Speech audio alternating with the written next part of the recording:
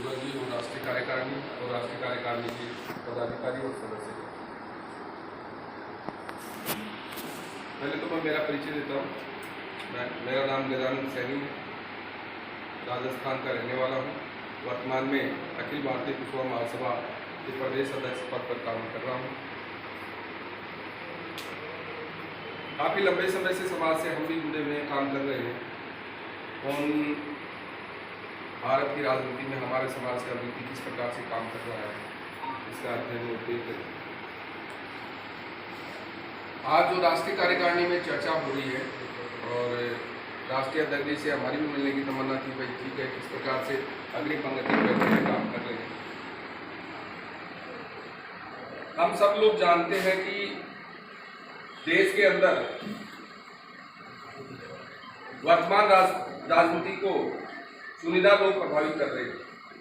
मात्र 10-5 लोग ऐसे हैं जो सेंटर में बैठे हुए हैं, उनके हाथ में सत्ता है और वो ही पूरी प्रजा को चला रहे हैं, ऐसा प्रतीत हो रहा है। एकात्मक सिद्धांत की राजनीति हमारे देश में चल रही है और माननीय जगदेव प्रसाद बाबू जी ने जो नींव डाली थी बहुसंख्यात्मक आधार पर सत्ता का निर्माण हो, तो वो प्रासंगिक कल भी था, आज भी है। आज की सत्ता सबसे कमजोर सत्ता है क्योंकि उसका एकात्मक सिद्धांत खोखला है और उनकी संगठनात्मक संरचना भी खोखली है। लेकिन उस बात का फायदा हम किस प्रकार से उठाएं, वो जरूरत है वर्तमान राजनीति में। वो जिस प्रकार से जिम्मेदार बन के बैठे हैं, वैसे हमारे राष्ट्र के अंदर हमारा भी कोई व्यक्ति अगर जिम्मेदार बन के बैठता है और उसको हम मजबूत रखते हैं, उसी एकात्मक सिद्धांत के पैरेलल हम एकात्मक और बहुसंख्यात्मक दोनों सिद्धांतों का पालन करते हुए एकात्मक सिद्धांत से बहुसंख्यात्मक ओर ले जाएं, तो इस राजनीति का देश में परिदृश्य बदल जाएगा।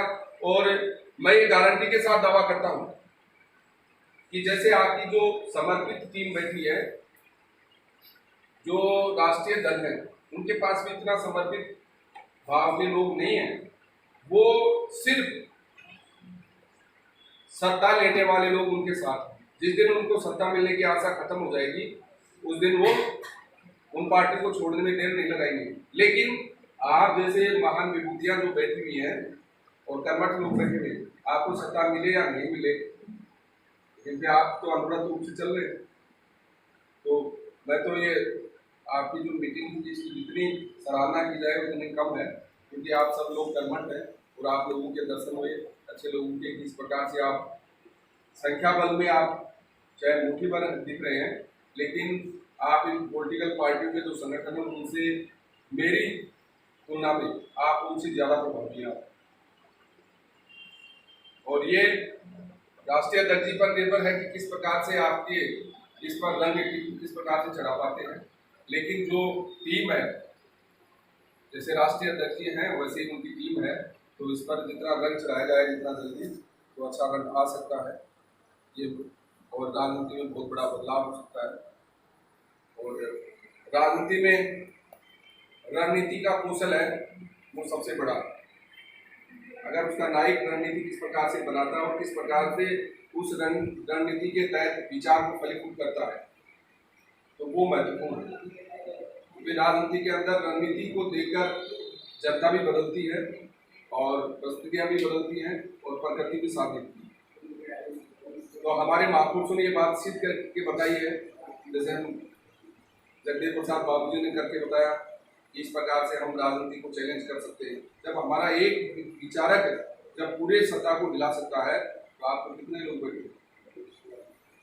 वहाँ तो इतना बड़ा कारवा है। तो मेरा उन्हें आपसे ये निवेदन है कि जो इनकी जो संगठनात्मक जो ढांचा है काल्पनिक, उसमें दम का कुछ नहीं है। लेकिन आप भी देखिए, अब उनका एक ही आदमी जाता है पूरे स्टेटों में, एक ही आदमी जा रहा है कि वहां उसकी राजनीति को बदलने के लिए एक ही आदमी जा रहा है, ज्यादा तो जा ही नहीं रहे। तो उनकी सत्ता कमजोर है और वो भयभीत रहते हैं, लेकिन हमारी उदासीनता का वो फायदा उठा रहे हैं। मात्र 2% लोगों की जो संगठनात्मक संरचना कभी मजबूत नहीं हो सकती। 2% लोगों की संगठनात्मक संरचना कभी मजबूत नहीं हो सकती। हमारे 90% लोगों की जो संगठनात्मक संरचना, चाहे हम कितने ही काम करें, वो हमेशा प्रभावशाली है और रहेगी। क्योंकि हम इतने लोग अगर जनता को बुलाएंगे तो आपके पीछे हजारों का कारवा तुरंत आ जाएगा, लेकिन उनके पीछे नहीं आएगा वो कारवा। ये आपकी ताकत है और इसको हमने देखा है, परखा।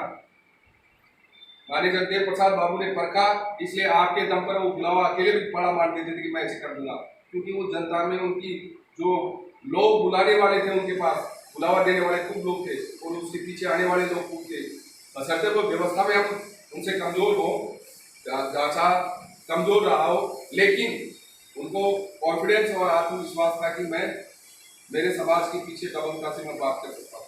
जो शोषित समाज है, जो समाज में जिनको दबाया गया था सब चारों तरफ से, आर्थिक रूप से, वैचारिक रूप से और आध्यात्मिक रूप से और सांस्कृतिक रूप से जब पीछे किया गया था, तो उनको जब अकेला जिंदा दिल थे वो अपने हठ योग से और अपने कर्म योग से जब मनाने में सफल हुए।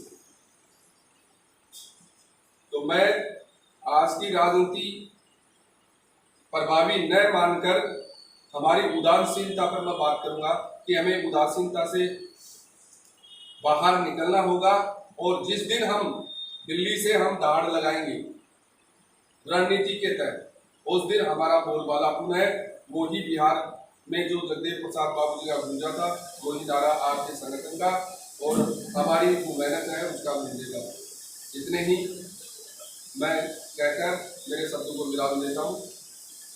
जय जय भारत।